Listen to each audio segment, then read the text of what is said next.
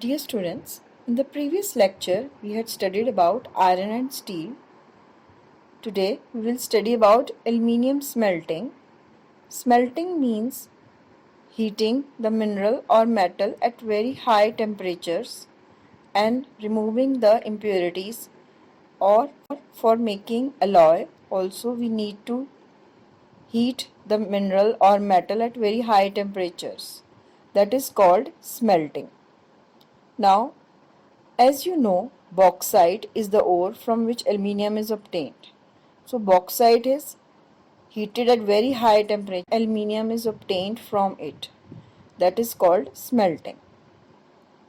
Aluminium, as we had read earlier also, is a light material and it is resistant to corrosion and a good conductor of heat, malleable, ductile. Aluminium is a preferred for alloys because it is lightweight. It is used in manufacturing of aircraft, utensils, etc. Also, it is used as a substitute of steel, copper, zinc and lead. Next is chemical industries. There are two types of chemicals, inorganic and organic. Inorganic chemicals are, for example, sulfuric acid, nitric acid, alkalis, caustic soda, soda ash. Chemicals are themselves a raw material to produce other chemicals or used as raw material for other industries.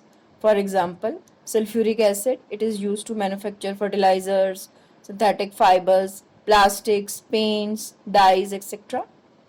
Similarly, soda ash, it is used to make glass, soap, detergent, paper.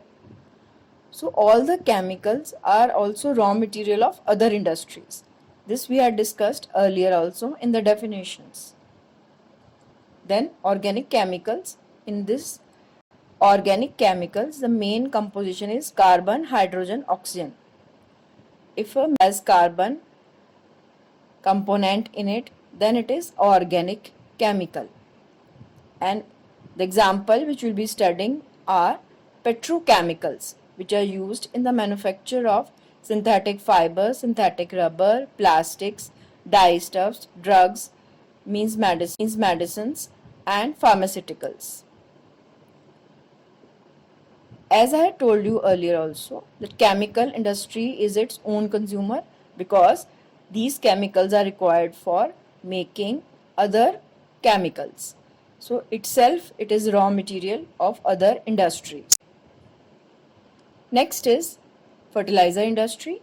Fertilizer industry is useful to areas where agriculture is done. So most of the industry is located in states which practice agriculture. Mainly the components of fertilizer industries are N, P, K. N stands for nitrogen, P phosphorus, K potassium.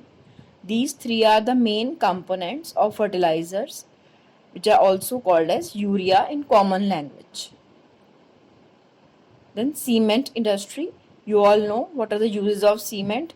It is used in construction activities, building of roads, houses, factories, dams, airports, etc. You have to learn the raw materials of cement industry, that are limestone, silica, alumina and gypsum. These are required, and from these raw materials cement is made. The next is automobile industry. You all know what are automobiles. You know the examples like trucks, buses, car, motor vehicles, motorcycles, etc. These all are examples of automobiles. Automobile industry has progressed because of foreign investment. We read in the globalization chapter where foreign companies have come and invested in India, and there are many automobile companies that have invested in India that has helped in growth of this industry. Industries are located in metro cities, big cities of our country like Delhi, Gurgaon, now it is known as Gurugram, Mumbai, Pune, Chennai, Kolkata, etc. So all the major cities also are the centers of automobile industry. Same with information and technology.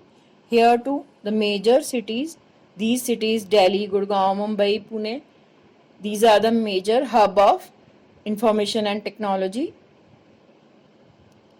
Like the examples of information and technology: television, telephone, radars, computers, internet related services.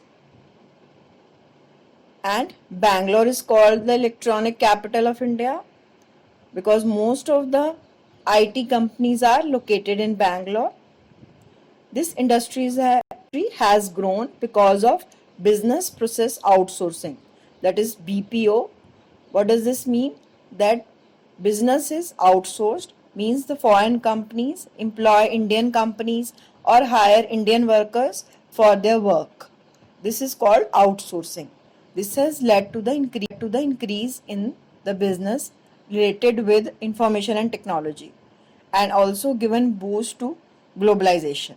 The chapter we had read earlier in economics, globalization, that has improved because of IT facilities.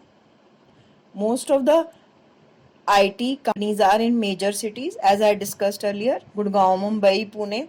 Here software technology parks are located in these cities. So today we'll read up till here. Okay, beta.